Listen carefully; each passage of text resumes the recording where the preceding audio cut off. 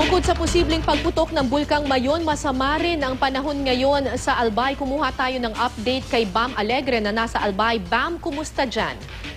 Kara sa panahon ito, hindi pa naman bumubuhos yung malakas na ulan. Bagamat sa kanyang social media accounts, labas na ng cancellation ng classes si Governor Joey Salceda para sa preschool hanggang high school. Yung college, hindi pa siya sakop nitong announcement na ito dahil sa potential health risk din daw. Meron din kasing thunderstorm alert dito mula ngayong alas 9 ng umaga hanggang alas 4 ng hapon. Kaya pinag-iingat na lang yan. Sa latest ngayon, volcano bulletin ngayong alas 8 ng umaga, isang rockfall event lang ang naitala sa nakalipas na 24 oras.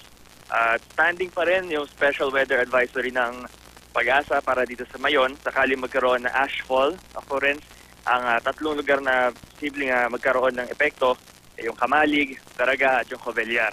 Yan ang latest mula rito sa Legazpi Albay. Balik sa'yo, Kara. Bam, yung isang rockfall event na naitala ngayong umaga dyan, ibig sabihin ba nito patuloy pa rin yung trend ng pananahimik ng Bulkang Mayon? Pwede nating sabihin, Kara, na part ito nung pananahimik niya. Pero as far lang as dun sa mga physical characteristics.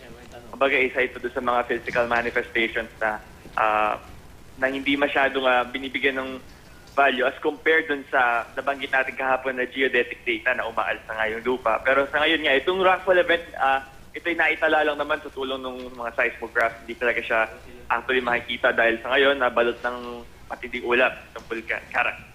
Bam, base sa pakikipag-usap mo, alam ko ilang araw ka na dyan na nakikipag-usap doon sa mga opisyal ng PHIVOLCS. May posibilidad ba na hindi pumutok o hindi magtuloy-tuloy itong eruption ng Bulkang Mayon at tuloy-tuloy na talaga yung pananahimik nito? Actually, they're remaining optimistic na mangyari yun. Nga lang, kung pagbabasihan na natin yung walang rockfall, walang crater glow, actually pwede na rin nila ibaba sa alert level 2. Pero hindi pa rin nila magawa yon dahil nga meron silang ganitong informasyon na parang kumukulo sa loob, umaalsa yung lupa, may paggalaw ng magma ron, possible pa rin. Meron dyan sa may mismong crater, meron pa rin diyang magma na hindi nila pwedeng baliwalain o isang tabi. Kaya hanggang ngayon, nakaataas pa rin itong alert level 3, Kara. So tama ba ang pagkakaintindi namin, kumpara doon sa mga nakaraang linggo na merong crater glow talaga, mas maganda na, kumbaga mas kalmado na talaga ngayon ang Bulkang Mayon? Kung panlabas na mga katangian na pagbabatayan natin, may masabihin na mas tahimik siya.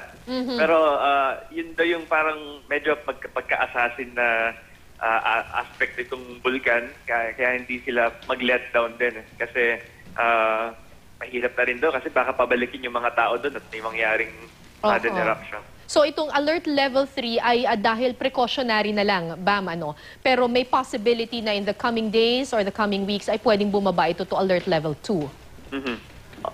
May possibility kung sustain daw for a long period of time, pero hindi rin kasi nila malaman kung yung magma ba bababa, pabalik ng lupa. Kasi usually ang galaw nito, ayon sa mga volcanologists, ay talagang pataas. Pataas ang galaw nito if any indication yung ating data sa lupa na ito ay umaalsa din. So yun, hindi nila rin, it's hard to predict din talaga eh. Hindi natin pwede utusan yung vulkan na sumabog ka, wag ka sumabog. So, at ang parang it's better down to err in the side of caution daw. Kara. Alright, maraming salamat at mag-iingat kayo dyan. Bam Alegre, nag-uulat mula sa Albay.